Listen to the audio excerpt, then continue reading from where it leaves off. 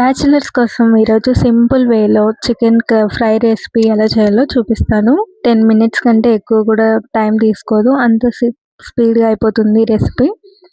దీనికోసం ముందుగా కడాయిలో ఒక 2 స్పూన్ల ఆయిల్ వేసుకొని పచ్చిమిర్చి ముక్కలు వేసుకోవాలి. ఆయిల్ కొంచెం ఎక్కువే తీసుకోవాలి.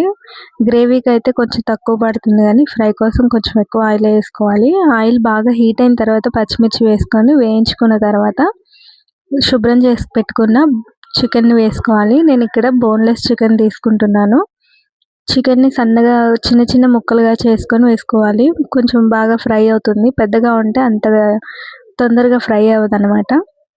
చికెన్ అంతా కూడా బాగా ఫ్రై చేసుకోవాలి. కొద్దిగా ఫ్రై అయిన తర్వాత అందులో చిటికెడు పసుపు, కొద్దిగా సాల్ట్ వేసుకొని బాగా కలుపుకోవాలి. చికెన్లో ఉన్న వాటర్ అంతా కూడా మెల్లిమెల్లిగా బయటకు వస్తుంటుంది. మనం మూత పెట్టుకొని ఒక 10 నిమిషాల పాటు ఉడికించుకోవాలి.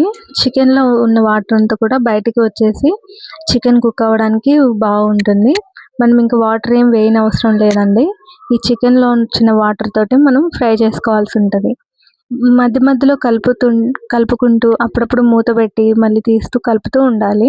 లేదంటే అడుగంతా కూడా పట్టేస్తుంది, చికెన్ మాడిపోయే ఛాన్స్ ఉంటుంది. అందుకని బాగా మనం కలుపుతూ ఉండాలి.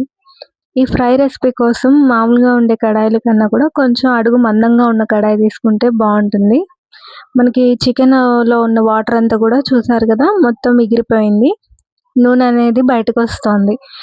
ఈ స్టేజ్లోనే మనం ఒక చిన్నగా ఉన్న ఒక మీడియం సైజు ఉల్లిపాయ తీసుకోవాలి. ఉల్లిపాయలు ఎక్కువ వేసుకుంటే కూర అనేది తీయగా అనిపిస్తుంది అనమాట, ఫ్రై అంతా కంప్లీట్ అయ్యేసరికి. అందుకని చిన్నగా ఉన్న ఉల్లిపాయ మాత్రమే తీసుకొని ముక్కలుగా తరిగి వేసుకోవాలి. బాగా ఫ్రై చేసుకోవాలి.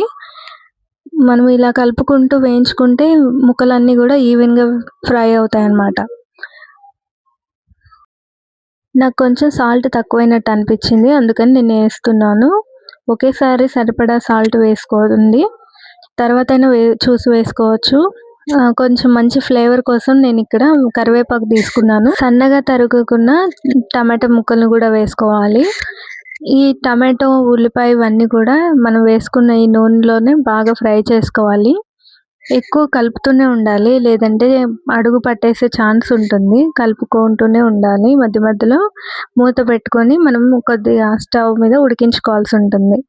తర్వాత ఈ టమాటో కూడా బాగా వేగింది అనుకున్న తర్వాత కారం సరిపడా వేసుకోవాలి. ముందు ఆల్రెడీ పచ్చిమిర్చి వేసాం కాబట్టి చూసుకొని కారాన్ని వేసుకోవాలి.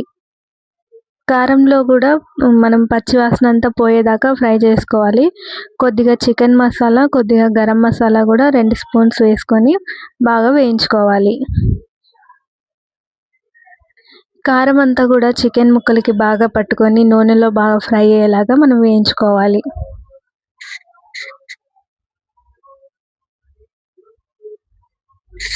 చూస్తున్నారు కదా, అడుగంతా పట్టేసినట్టు అవుతుంది. మనం కలుపుతూనే ఉండాలి అనేది ఇదుకే.